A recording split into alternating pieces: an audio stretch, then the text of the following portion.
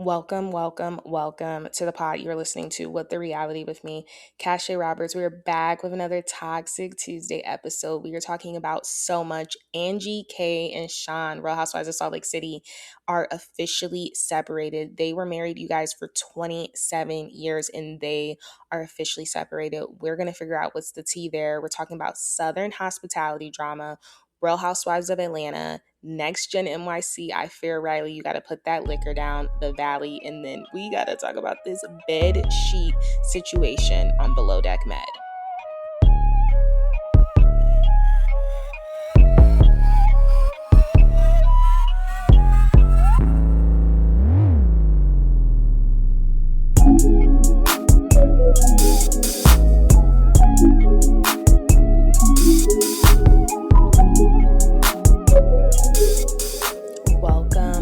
Welcome to the pod. You're listening to What the Reality with me, Cache Roberts, and we're back with another Toxic Tuesday episode.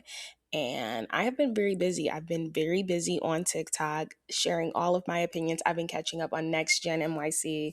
I've caught up on The Valley, Below Deck Med. We have things to talk about. I am so glad Love Island is over. I'm not going to talk about Love Island UK. We're going to talk a little bit about Real Housewives of Atlanta and just what I'm seeing right now play out.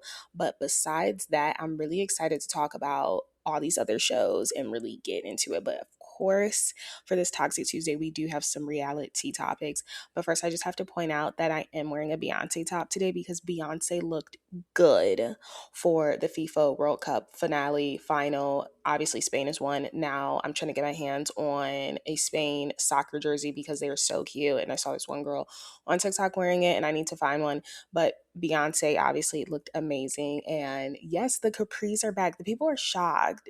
I'm not shocked. The capri has been back this whole summer. Honestly, this spring, the capris has been in. If you're on any fashion site, they are pushing capri. So no, I'm not shocked. When was the last time you wore literally biker shorts? The pants are just getting longer and longer. We're going to be at the quarter pants next year, and then the girls are bringing back like the poncho pants and stuff too. But Beyonce looked good.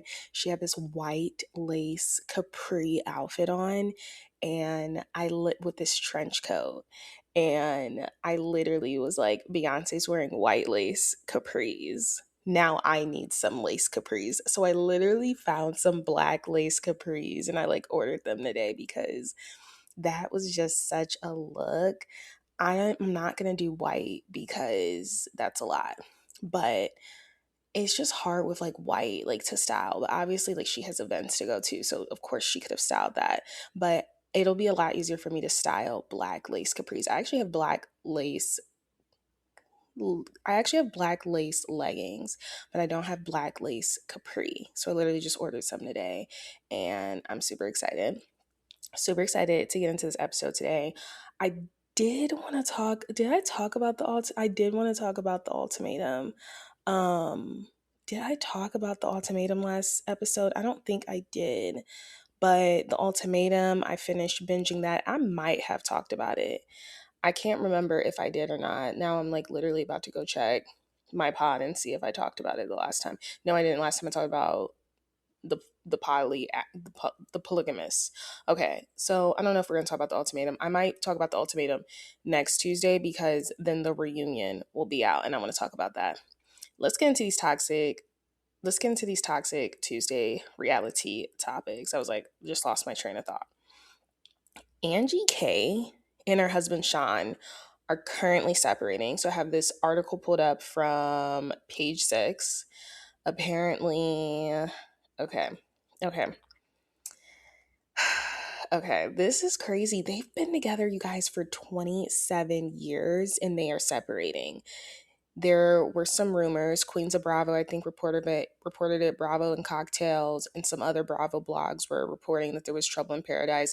And unfortunately, we were going to see a happy marriage played out on an upcoming season. But like, you know what I mean? Like any housewife, it could have been anything. I'm genuinely shocked they're separating because they've been together for 27 years.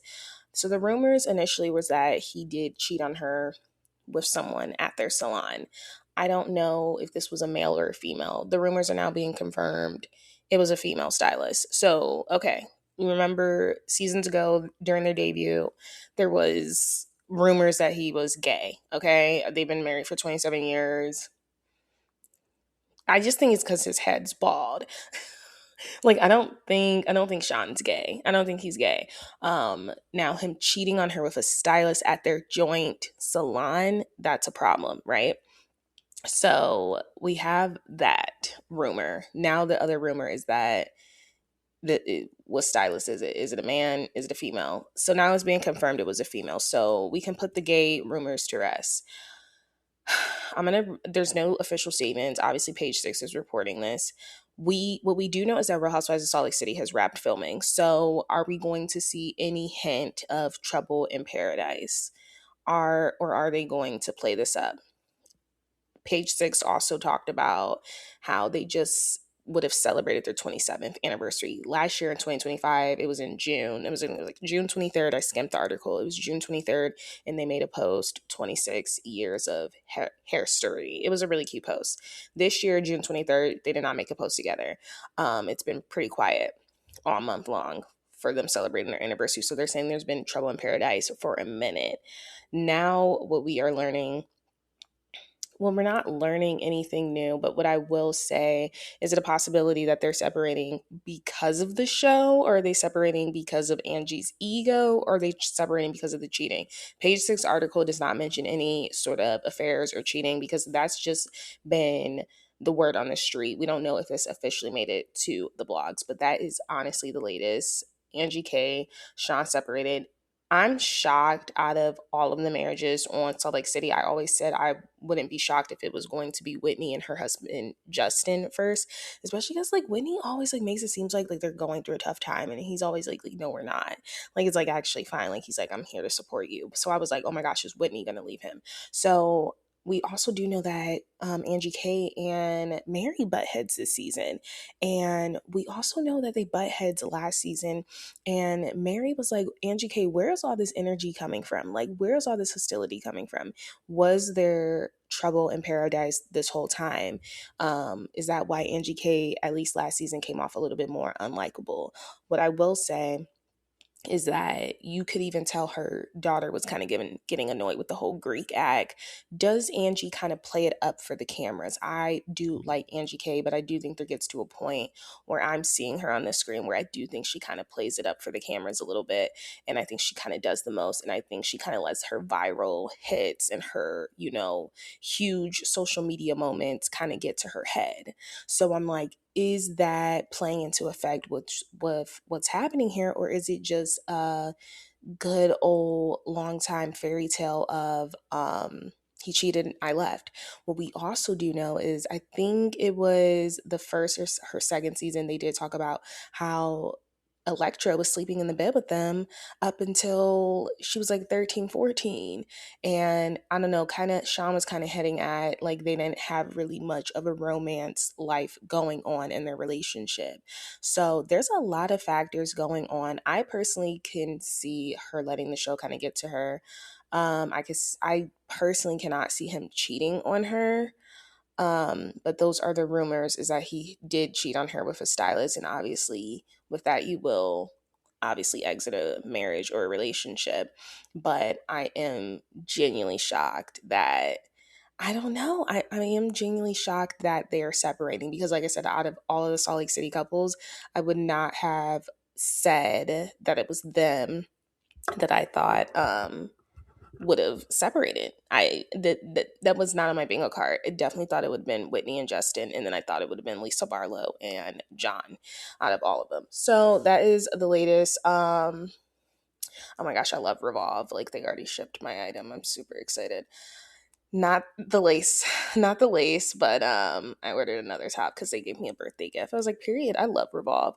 Okay, so yeah, they're separating after 27 years together. Yikes. Okay, we have some other drama tea going on, this time in Charleston. I love Southern Hospitality. So Southern Hospitality, there were worries that it was not going to be renewed.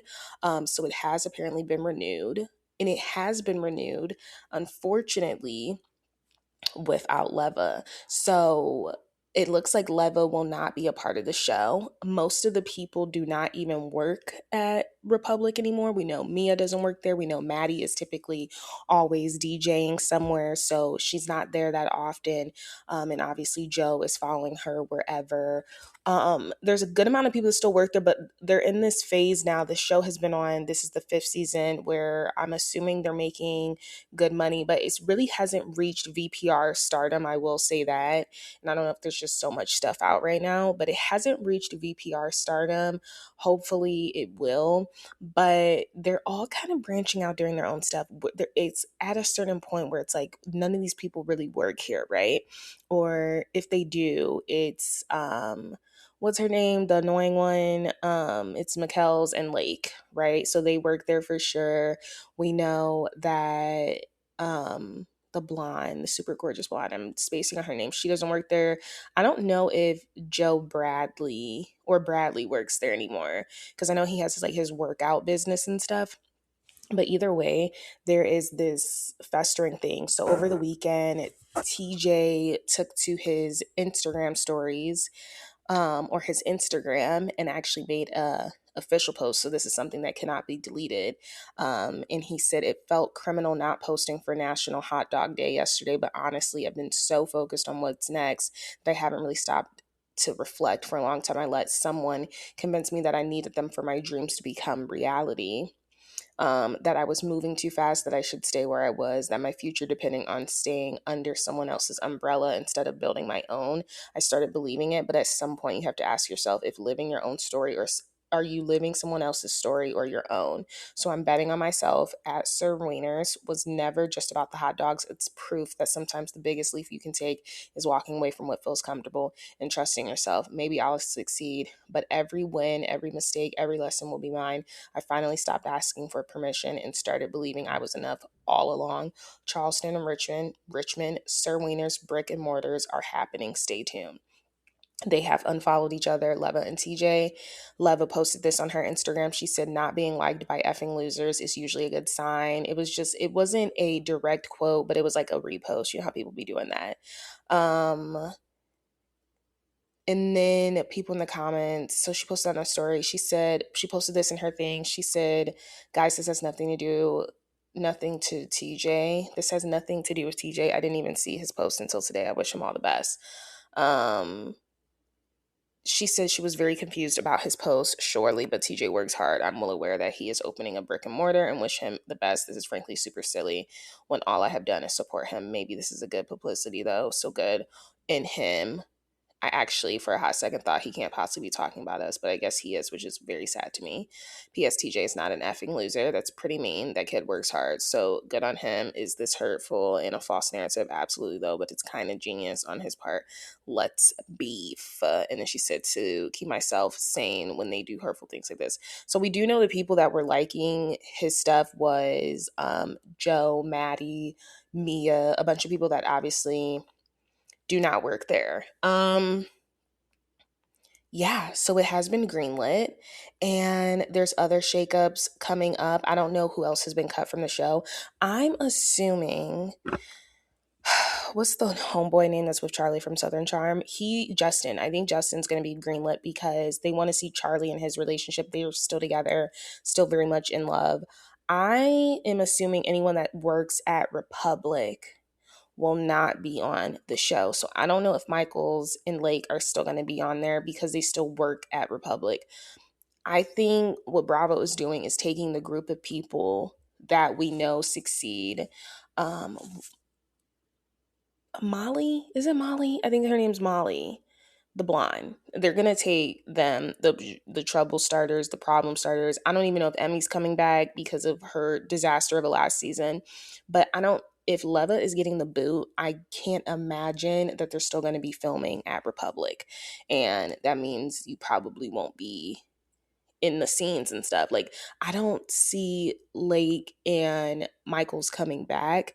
However, they cause so much drama. So I'm wondering if we're taking Southern hospitality away from Republic, or is she still gonna let them film there? She's probably still getting credit or like money if you guys want to film here, but she's just not gonna really be in the show. You know what I mean? So that is the latest with the Southern Hospitality. I'm really amped up for season 5, and I really hope it takes off because I feel like a lot of people do not watch Southern Hospitality, and I feel like it's a really good show.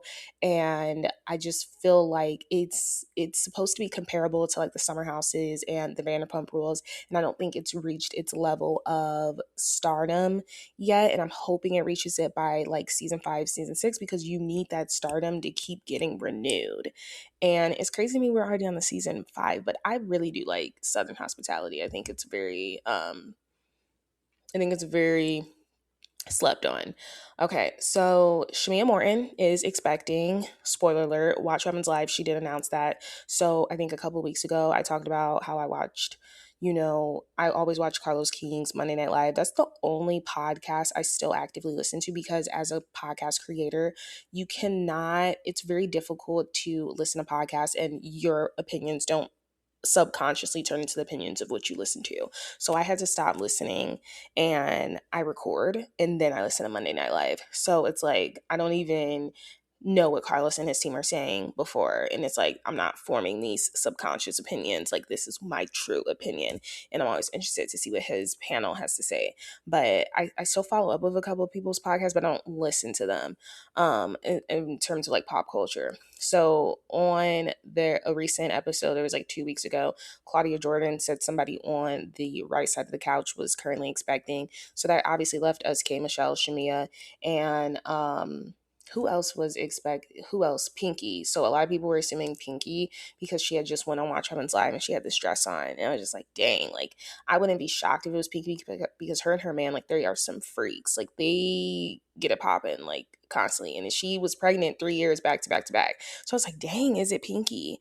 And I don't like to talk about women's bodies, but it's like on Watch Evans Live, the dress was not flattering to her.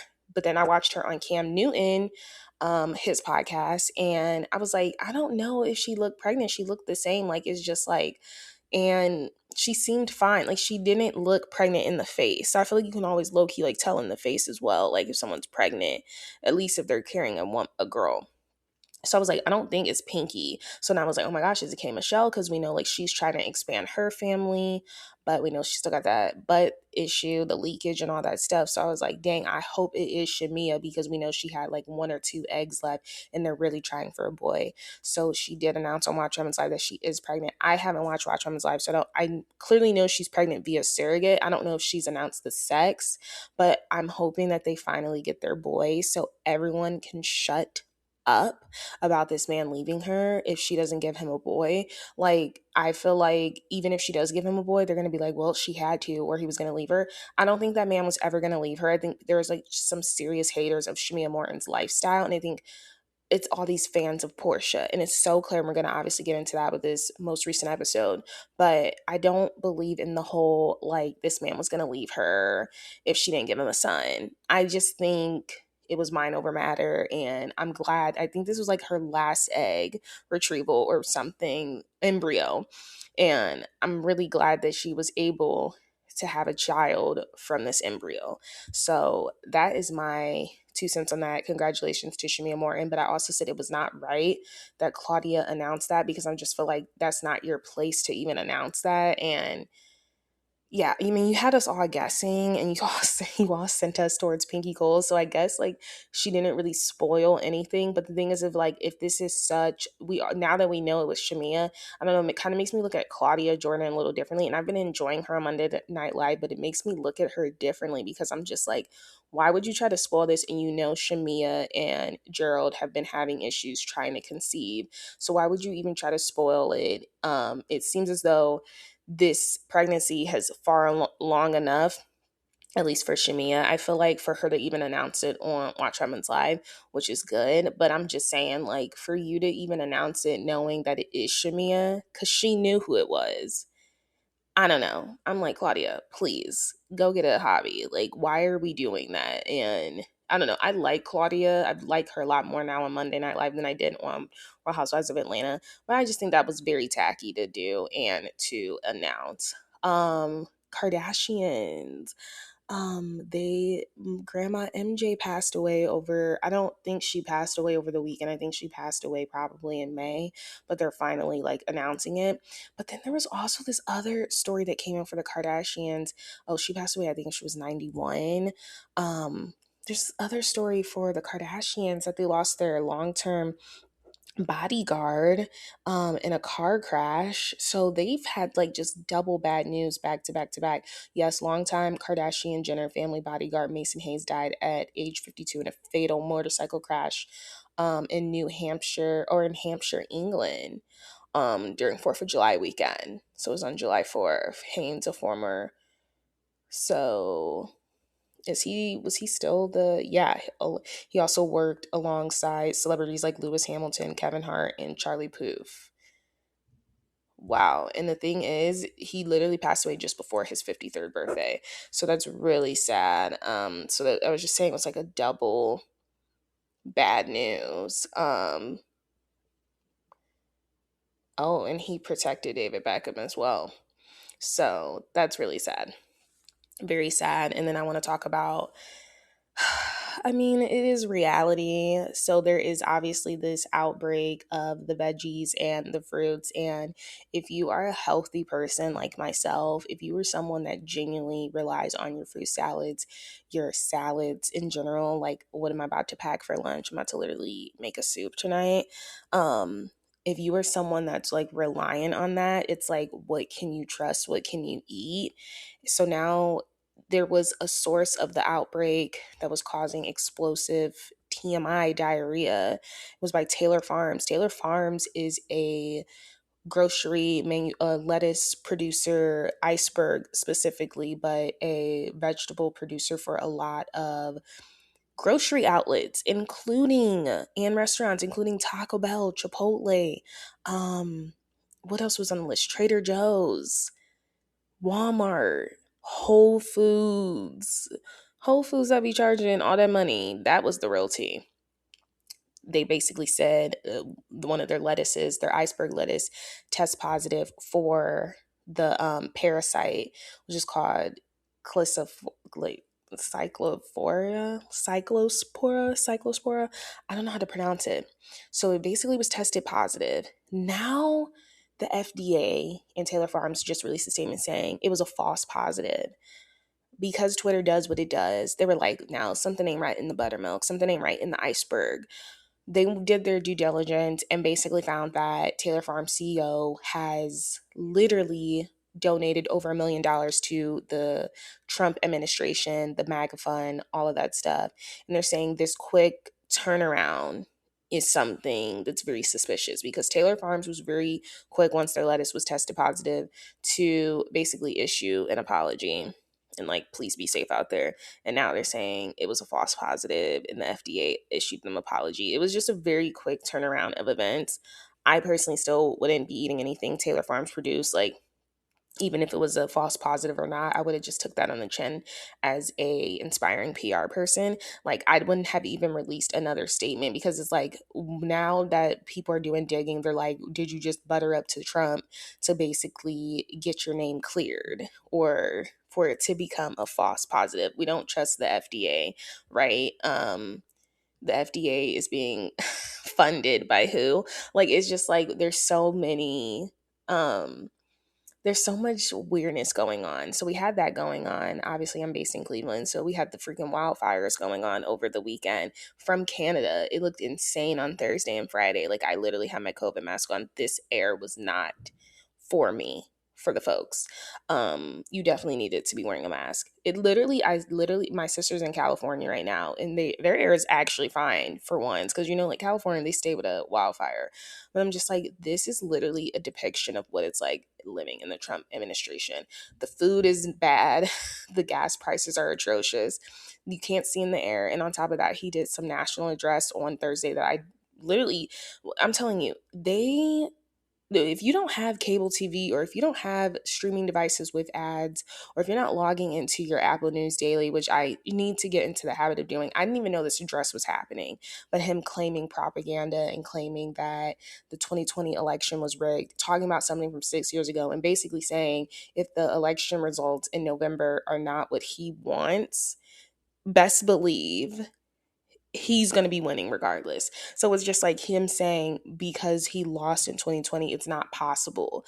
It's not possible. And if he would lose again, it would be fake. And basically trying to discourage people from getting out and to vote, because he's saying I'm going to win regardless, because he's going to rig it. I mean, it was rigged, obviously, for 2025. I still believe that. Or the 2024 election was definitely rigged. But either way, like, if you are someone that literally has no ads or not tuned into cable, I had no clue this was happening. My Twitter feed didn't even tell me he was addressing the nation, but apparently the address was just a load of bullocks. Like, you did not address the rising economy costs, the grocery prices, the gas prices, the wildfires going on in Canada, the literal explosive diarrhea. Like, his administration is literally falling apart at the seams, and you still got people wanting to pay. You still want us to pay student loans when you're still funding an active war. The priorities in America, that's why I always say there, it seems as though anything is better than America right now. Like, I literally clap for all the people that are literally getting away on their international holidays. Like, I think America right now is like one of the most scariest places to be living in, and I'm always going to talk about that, especially on my podcast, because this is honestly insane to me. And get out and vote. November is literally going to be here in a blink of an eye. It's actually scary. Obviously, it's July, but definitely get out and vote. If you're moving, if you moved, you need to register and vote. And we need to vote in those November elections, because when we do vote in those November elections, some stuff is really going to turn around. Because believe it or not, you can look at Twitter, social media. The general consensus of America is that they hate Trump right now because of how expensive everything is. Nothing is affordable, right?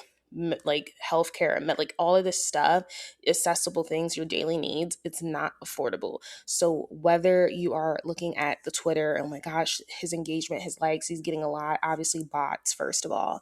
And then second of all, the general consensus of people are not happy. I'm even talking about the folks in the South, because it's expensive. It's expensive still. It's expensive to grocery shop, and it's expensive to pump gas in your car, and it's expensive to take a domestic flight to the next state over. You're better off driving. But then once you're driving, you're paying as much to fill up your car. So that is the latest with everything Taylor Farms. I still probably won't be eating any produce for you. That's why I'm about to make this chicken soup. Tonight, I can't even pack a salad for work because I don't trust it. I still don't trust it. Like, I just don't even think they should have even backpedaled with a statement.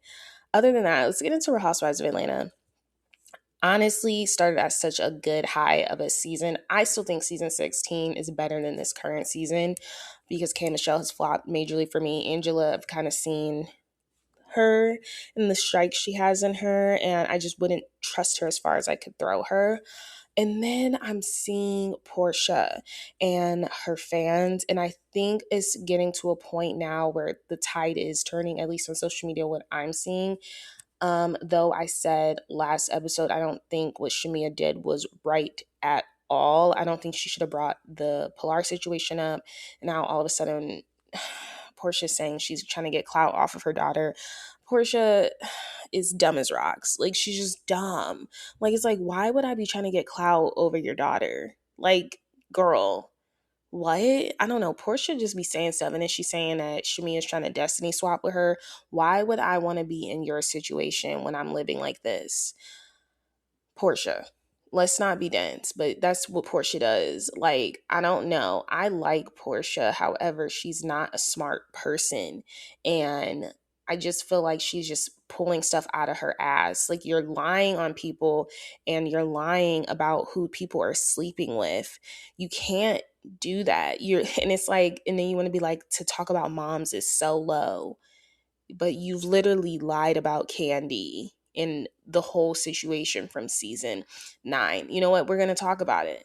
I'm one of those people, when Phaedra came back, I was like, we can't keep talking about it, okay? But obviously I've changed my mind because the line is always moving. In the words of Candace Diller Bassett, the line is always literally moving. So now we're going to talk about it. Porsha has a history of lying and not knowing the facts. She thought there was 265 days in a year. She didn't know where the railroad opening was for the Underground Railroad. She has a history of not fully having her facts together and then spewing lies. She has a history of literally admitting it as well. She's like, well, I didn't like how you treated me, so I made this up. We've seen, if anyone wants to question Porsha and her morals, I literally dare you to watch Porsha's Family Matters. That is a show that was premiering for 6 weeks. I think it had 6 episodes at best. And it has been scrubbed. It has been scrubbed from the Bravo sphere. Even though you can find it on Peacock, it's something they don't really talk about. Porsha, when I watched Porsha's Family Matters, my opinion of Porsha changed indefinitely. The way she treated Dennis's mom, the way she tried to beat up Dennis, the way she treated her cousin Londi, God rest her soul. Londi did pass away, I think, last year, and it was shown on the season of like her receiving that call. And then just the way she has treated Lauren. Remember when Lauren wanted to venture off? She's like, I can't keep working as your sister. And I can't be your sister working as your assistant. We saw the way she was treating Lauren. If Lauren even wanted to flirt with the temptation of having her own life, we kind of see how Porsha is. Porsha, in her reality, she is the star and you have to be the background player. If you want to be the star, you cannot be on Porsha's show. You have to get your own show, and Porsha can't even show up in a supporting role to you. Remember what she said to Shamea last season? She was like, they would have to pay me more for us to be actual friends on camera.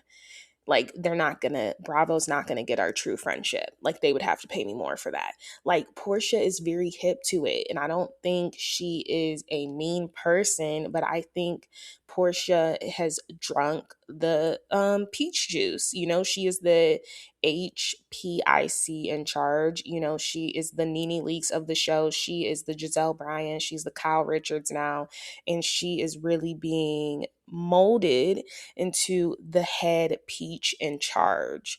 And I think she's ultra aware of that position on the show, and she is manipulating these women. And I always say, Andy Cohen loves him some Kyle Richards, because if Kyle Richards do not want you on a show, you will not be on a show. I think that is the only person that has some sort of control in production room with Andy Cohen. If a guest doesn't like Kyle or think Kyle's overrated, he is so shocked and floored. People say Vicky, people say Teresa Giudice, people say Nene Leakes. We've seen him put all of those women on pause or back away. I used to say Kenya Moore, like, I thought he loved Kenya Moore until this girl has still been on pause. There is something about Kyle Richards, and I think he is positioning Porsha Williams to be kind of that. And I think we kind of do need a Candy Burruss back on the show, because we need them to kind of wake up. The women's true allegiance to Porsha, I understand it because she's been here longer, and Kelly clocked it. She's been here longer, but it's so clear the group of women are taking on the problem of Porsha and Shamea. And then it's like, to say the tension is so thick, you can cut it with a knife, you could cut it with a spoon, shoot, you could cut it with a spatula. But this is what y'all wanted. Y'all wanted things to come to a blow, and now you're already ostracizing Shamea. And I don't think the difference between Shamea and Porsha for me is, are these two professional victims? Yes. Are these two women that are definitely misunderstood? But I also think people are committed to misunderstanding them. But the difference is, I don't think Shamea really has a bad bone in her body. I think this is a true nice person. I can't say the same about Porsha Williams, and I hate that I can't say the same, because I do like Porsha. But when I look at like individuals on a spectrum, and I'm like, this is like, I genuinely feel like Porsha is threatened by people being overly successful than her, especially if you are her friend. Like, I think she wants you to remain at a certain level. um I think she really does get threatened by that. And that's why I say, I don't know if I can say if Portia's truly at her core like a nice person. versus someone that is very calculating. And the thing is, Porsha didn't used to be like this. She used to be, I think, I think her leaving reality TV and then coming back with so much trauma from the Simon of it all. She's came back so calculating, you guys. And I just noticed a shift from the Porsha before she took her break after like marrying Simon and like doing all of that versus the Porsha we see, like the Porsha we did see back then. Like the Porsha back then, I think was a very naive and really believed the best in people. And now this Porsha, or I'm waiting to see the real Porsha. All I'm seeing is this Porsha that's playing a game, a very checkmate game. And I'm just like, girl, do you I don't it is very sad to me because it's like I'm watching Portia just become this chess player and she's not really herself. And I think because she's given so much of herself to the show, granted, I think she's like the show doesn't really deserve to see that from me. Shamea gets to the celebration of Phaedra at the nightclub, and the ladies literally are the Lapdogs now. The Lapdog you said that Shamea has been this whole time.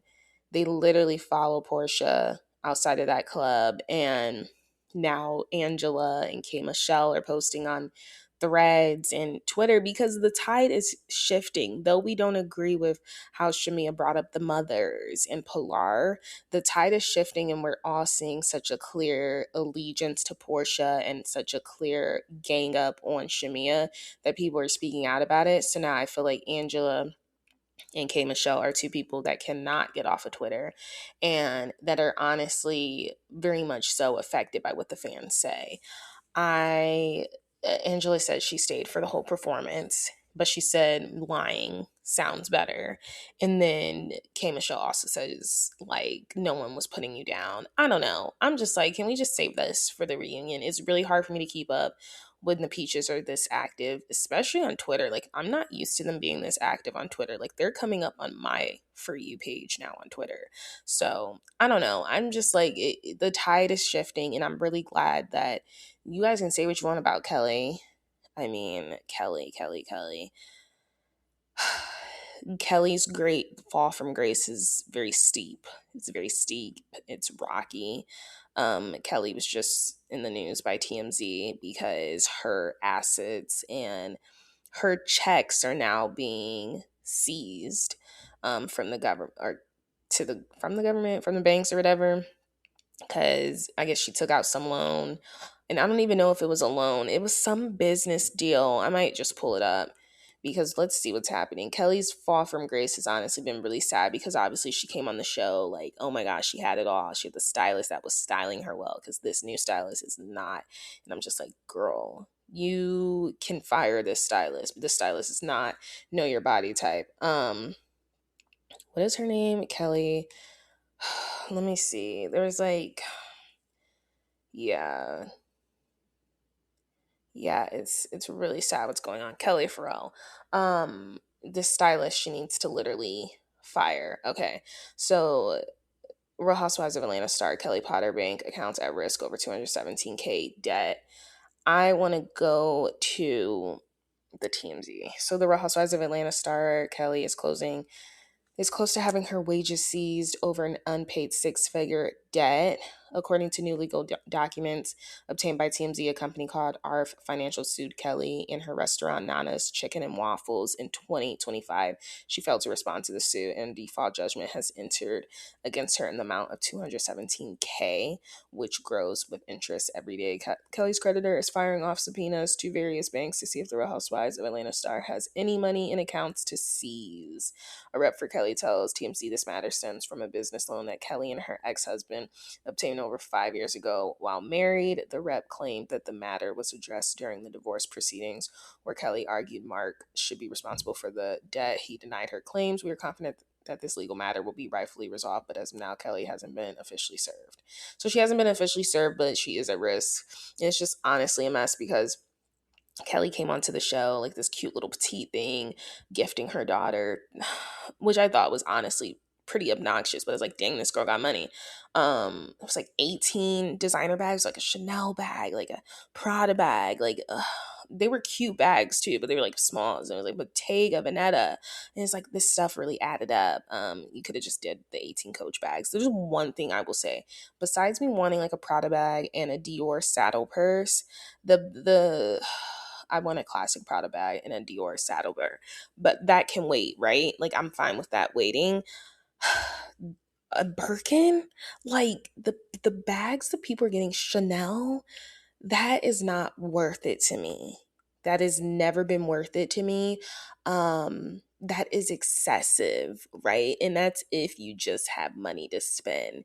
And Kelli, you don't have the money to spend, clearly. So you come onto this show, you're showing this bigger than your quite literal height lifestyle. We know you are the chicken and waffle queen. I'm assuming your waffle business is bringing in income. We learned this season you're only bringing in 70K from the main location. The other location, which is now closed, Silver Springs, was only bringing in 50K, 15K a month. Now, what we do know, 70K a month for a chicken and waffle business might sound good, but guys, she has to make salary or like payroll. She has to pay the mortgage.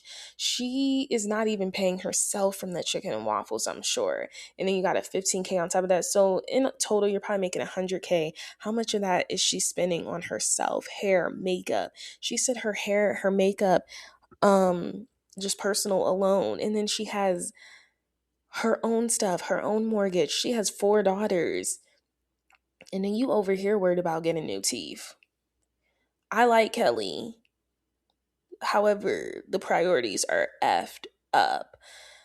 Kelli, though, has been the only one on the Real Housewives of Atlanta cast that has remained truly a friend to Shamea. And I say that with a grain of salt because I would say even Pinky. Pinky's been really good at maneuvering both sides. But I mean, in terms of just a true straight friend, not even trying to see the other side, has been Kelli. And I like how Kelli was like, I told her to stop apologizing because I think we're all at our wits' end. Like, you don't need to be apologizing this much, Shamea. It is not that deep.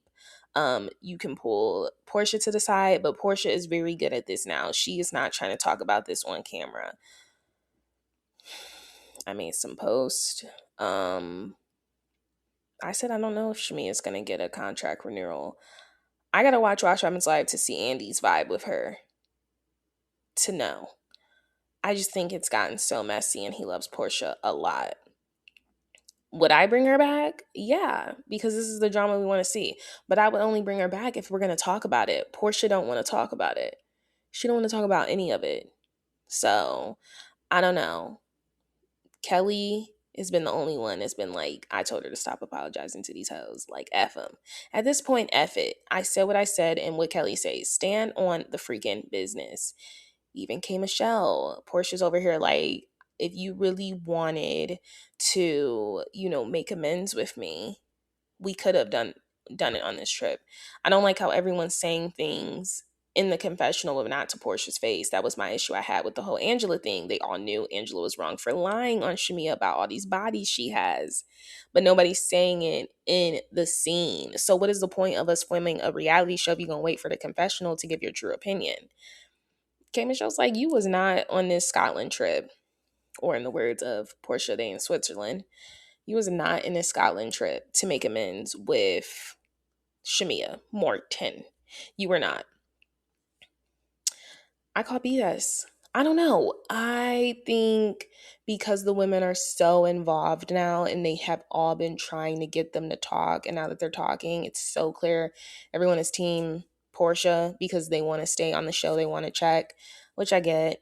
Times are hard. People, I'm busting my butt creating content and working a 9 to 5, like, right? Period. I get it, but at some point, like, I just wouldn't be this concerned with someone else's friendship. I think Drew's time is up on the show. I don't know why Drew Sidora is still on Real Housewives of Atlanta. I've had a difficult time connecting with her for a while. I don't know. I do think bring back Shamea, bring on Tamar Braxton, or bring on Kandi Burruss. Kandi Burruss is never coming back to Real Housewives of Atlanta as long as Phaedra is there. Okay, let's bring on Tamar. Let's bring on Tamar Braxton. I think we can bring on Tamar Braxton. Let's get rid of Drew.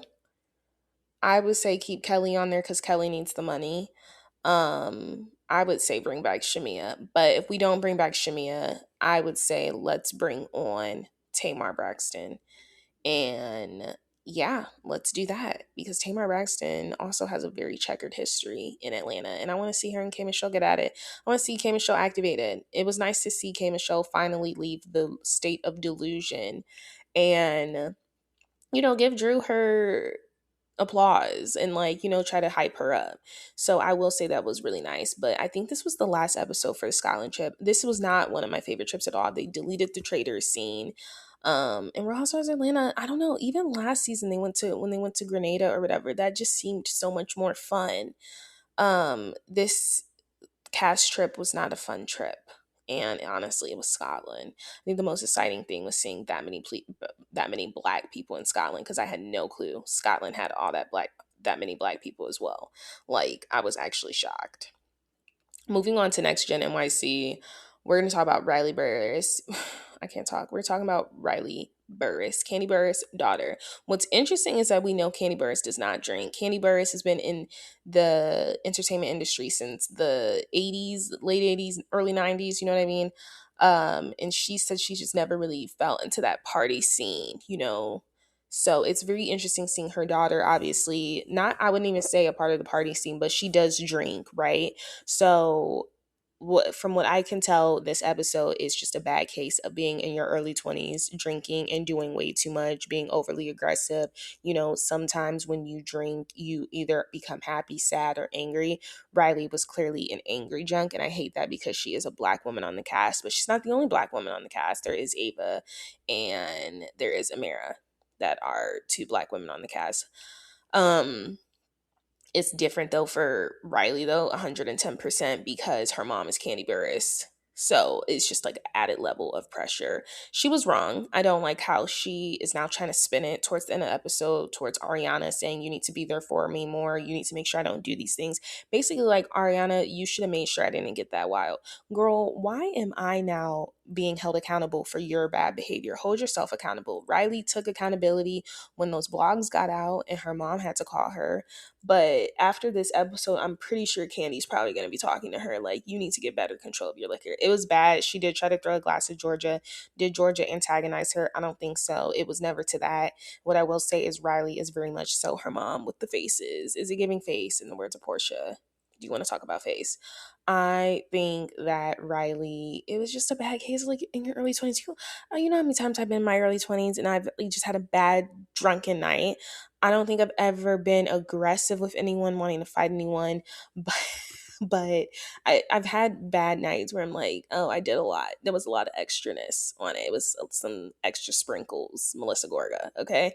This is too much sprinkles, okay? It was a lot. Riley will move past this, but I don't like how she's now trying to shift it to Ariana, like, as my friend. You need to make sure it doesn't even get to that point when it's like, girl, we is all grown here. You may be young, but you are grown. And what I will say, I do like the fact that Riley did apologize to Georgia. So I was actually worried the Next Gen NYC was not going to get renewed, but it's finally picking up. I had to binge it today because I'm like, the people are talking about Riley Burruss and we're going to defend her because I'm not about to rag on this black woman on an all white, majority white cast. I'm just not going to do it. Even though I do it for Bo's Real Housewives of Beverly Hills. Gosh, I cannot stand Beverly Hills now. Anyway, this is different. It's Riley Burruss. Like, we grew up with Riley Burruss. Riley is 2-3 years younger than me. So I'm not going to do that. It was bad, though. It was bad. We're also seeing Charlie go through this. He's being ostracized from the group right now. But honestly, Georgia is right. There is something about Georgia that I like. I think she's very quirky. I think she's very reality TV gold. she has lost apparently her passion for the nightlife, and now she's trying to start a cleaning business. I don't know what person that has seen Next Gen NYC would trust you not to fill the cleaning supplies with just Skittles and Sour Patch Kids, because I don't trust you with cleaning supplies. But what I will say is Georgia is really good at capitalizing on viral moments. So we all know she is not a big germ person. Now she's creating a cleaning business. I don't think that's smart. I think her club thing, I think she knows how to really curate vibes. I think she should have stayed with that. What we don't know is she's feeling very discouraged from doing that because her ex, Omar, is now partnering with Charlie, and they basically piggybacked off of her idea and now basically trying to take that and create this whole club thing scene. And yeah, that is why her and Charlie aren't really cool, because Charlie's still in contact with her ex. Keep in mind, she has a new man that also does not wash his hands as often ever since meeting her. So it's just like a lot of like nastiness. Like, I like Georgia as a reality star. Could I ever be Georgia's friend? No, because I agree with Riley. I don't know if you're washing your hands or not. We have this whole Hudson and Ariana thing. I think they are so getting back together. Hudson is in love with her, but Hudson's also giving me the ick this season because he used to be so humble and now he is so thirsty to show how much money he has, and it's really disgusting. I really enjoy seeing Brielle and Ariana back on my screen. I don't know, something about Brielle and Ariana. Always loved on Housewives of Atlanta. Brielle has been my girl. I'm very interested if we're going to be doing, if they're doing a next gen Atlanta. I know they're doing a next gen LA, but I do think they should be doing a next gen Atlanta. But Hudson and Ariana, I think they're going to get back together, you guys. Like, I don't know. I just feel like they've been together 10 years on and off, the past 7 years, together for 3 years. They're getting back together. I don't know. And I just don't see what was so wrong that happened in the relationship. Like, besides, she just said she wanted him to have more motivation. He needs to, oops, sorry. She wanted him to be more interested in doing things. Like, he just lost his passion and stuff, which I get because I am attracted to hustlers as well. Like, I'm like, what are you doing for yourself? Like, what are you doing outside of your job? Like, what are your goals? And it seems like he kind of plateaued and was kind of living in this, oh, my parents are rich, I don't gotta do nothing, I don't do much for you. So there's this guy on the show, what's his name, Liam, who thinks he actually has a chance with Ariana. I think Ariana's just flirting with him to kind of make Hudson mad. I don't think she's interested in him at all. He looks like a little boy. With Brooke Shields' daughter on there, um who Brooke Shields is just Hannah Montana's mom, but obviously, like, Gia, like, said, I'm trying to just, like, make sure her boyfriend Christian understood. And then we have Brooke still on there. I don't know why Brooks is on there. I don't know why Brooks is on there, and I will keep saying it. I don't. Let's talk about the Valley and Below Deck as I close out here. So the Valley is so dark. I made a TikTok last week. It's kind of doing some numbers. I'm talking about Lala Kent and this whole reinvention of Lala Kent. Check it out if you haven't. But my issue with Lala Kent is that she has been sober now for 7 years. I will give her that. Almost a decade. My issue with her, and I relate it to superly focused Christian people, it's like when you find God, when you put the liquor down, you overly judge the people around you. Danny is a bad drunk, but honestly, Danny just might be a crappy guy. And you know what? That is not on me. That is on his wife if she wants to deal with that. Lala has now become the poster child of holding anyone accountable with a liquor problem accountable. And I'm like, don't they teach you in double A or triple A that you're not everyone's sponsor? So I don't understand why she is running with this. And what I'm really disgusted with this season is Janet's clear target and attack of trying to compare Danny to the man that allegedly sexually harassed or assaulted her, because she's very aloof with the details. We still don't know what happened there. She is just now pulling up a story saying, this happened to me when I was younger, and this is why I'm so activated against Danny, because he touched Jasmine on her wife Melissa or whatever in an inappropriate way. I get it was inappropriate, but I'm very confused what's going on with the Valley. Valley? Did we not move past this last season? Why do the people keep bringing it up? Danny is over here saying, I can't even get drunk around you. I feel uncomfortable around you, Michelle. All of this stuff. I just want to know, Janet, are you as triggered by Danny as you are going to be now by Dr. Dre, who Michelle is dating, which is so random because that's actually not the flex. But for them to kind of, now that she's told Lala this information, Michelle this information, and now Jesse this information, Janet is like so emotionally manipulative, and I'm genuinely shocked that out of that whole cast, Ariana Madix has said multiple times that she's friends with Janet, Kristen, and I think she said, obviously, I think she said Jasmine or something on that cast, but I'm shocked she says Janet. But yeah, now Lala, she don't have nothing going on for her. So now her whole role on this season is to hold Danny accountable. I kind of want Danny and Nia to leave because they do have a lot to hide. He's a bad drunk, but I just also think they're also very super Christian based people. He's a very traditional guy and he likes things a certain way, and it's kind of weird. It is kind of weird because the way he talks to Nia is like not okay. I will say that. It's just not okay. But when he drinks, it's amplified a lot of the times, his behavior. But they're making this whole storyline thing again, and it's so exhausting. I can't stand Brittany Cartwright. I never could stand her. In the words of James Kennedy, you and your hillbilly, why don't you go back to your hillbilly farm? Like, honestly, in the words of James, I don't like Brittany Cartwright. I think she's another person that has a drinking problem. The fact that you just got done with you know how happy I would be after my breast surgery? Like if I got a breast job, you know how happy I would be? I wouldn't want anything threatening it. I would not be drinking tequila, throwing it back, and super drunk, super hungover, eating the most filthiest of the filthiest comfort foods 24/7. And not recovering properly from my surgery. So I'm talking about a breast job. But Brittany got a mommy makeover, a tummy tuck. All of the stuff she is doing, the tummy is not going to stay tucked, honey. You're going to be asking for a mommy makeover in another 5 years. And it's just like you have to have some sort of lifestyle change. The fact that you have to get this drunk, she's a bad drunk as well. She is a drunk. She is a bad problem drinker. She gets drunk a lot. Jasmine gets drunk a lot, and then she doesn't make sense. And I think what's so bizarre with the Valley is that these are people that are well until their 30s, over 35. Okay, so at a certain point, you're kind of like, you kind of have a good outlook and a good, like, you kind of have a good gauge of your limit by that age. These people are partying like it's 1999. It is not. It is 2026.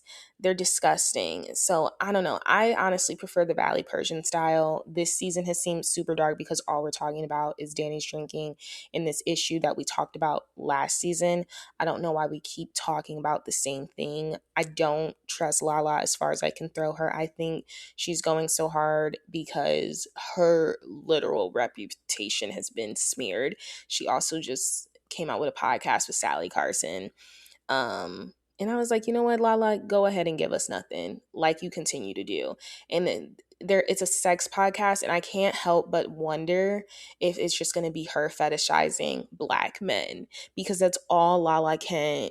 That's her whole sex personality now. So I can't help but to wonder, is this podcast just going to be about her and Black men? And it's going to be very weird. I'm very curious to see who's going to be listening to that. And I'm interested in no sex tips from Lala Kent, because all she has taught us is how to get a baby daddy from an insane fugly movie producer who has nothing going on for himself, and how to be a mistress. Other than that, since we're talking about sex and like this disgusting stuff, how disgusted would you guys be if your employer, say you're a boss, right? Your employer or your coworker, let's say your coworker had a sex escapade in your bed and did not take your sheets down to the laundry room. That is what's going on Below Deck Med. Below Deck Med is getting very good. Unfortunately, I cannot remember the names. I'm gonna have to bring it up right now because I'm blanking. It's either Nathan or Joe. Obviously, the bosun. I think his name is Nathan. Let me see. Yeah, it's Nathan because Nathan and Gail. Yeah, stand up, baby. Nathan. Let me see. Bed situation. I have to like literally the bed sheets. This is it. So there's a whole storyline that's literally going on right now in Below Deck. So what is the name of the guy? Okay, Jen. Okay, what is it? I cannot think of the name of this guy. Bed sheet situation. Let me type in Below Deck Nathan bed sheet. Okay. Okay, Luke.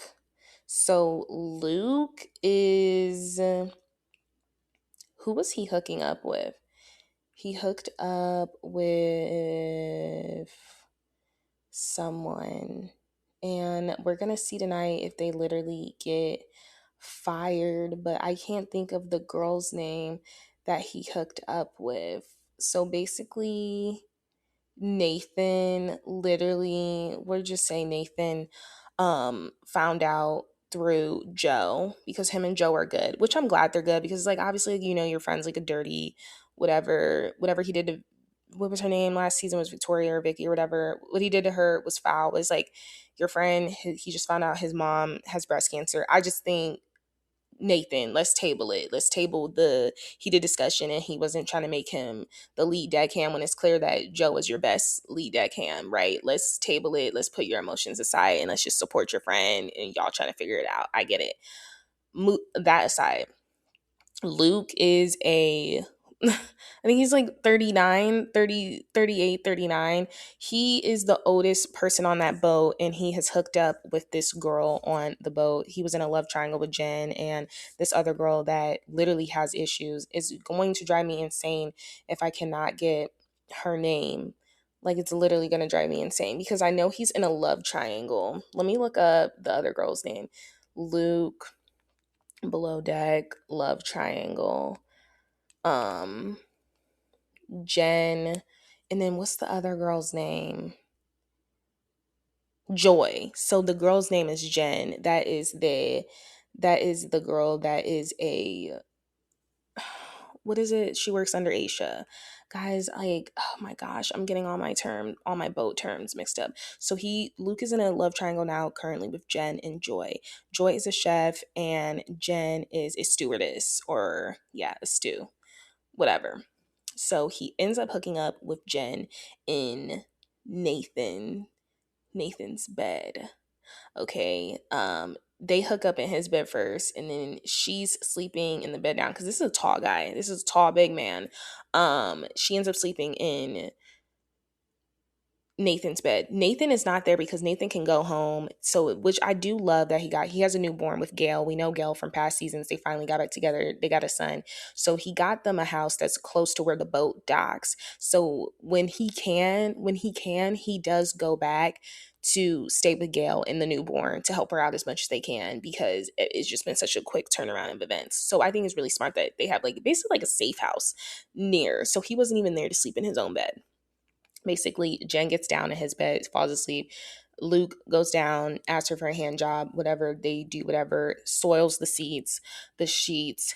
Nathan gets back and sleeps in his bed because he's not feeling well. These sheets haven't been changed. They were supposed to take the sheets off.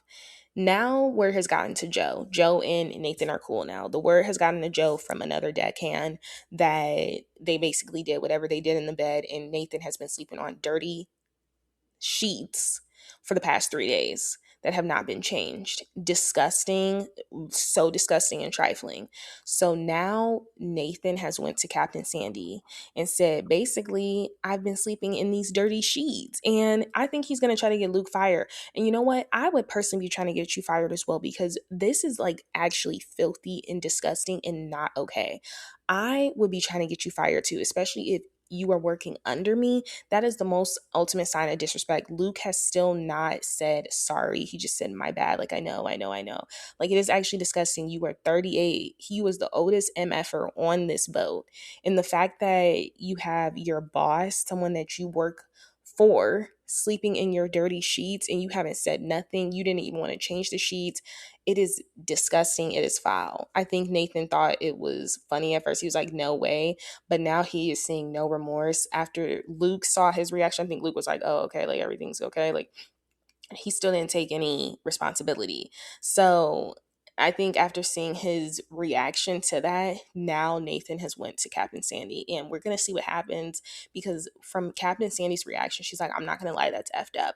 Like, she's like, that's actually really disgusting, because this is like a hygiene thing. Like, this is like, you are sleeping in someone where they literally, like, what? No, this is not okay. And I would not be shocked if they both get fired. I don't like Jen anyway. She has only kid syndrome, where she thinks she's in competition with everyone. And it's just like, girl, you was the only kid. I could see if you was the youngest, but why do you have the youngest child syndrome as an only kid? You had all the attention growing up. So I don't like Jen either. I think they both should be fired, because that is honestly foul.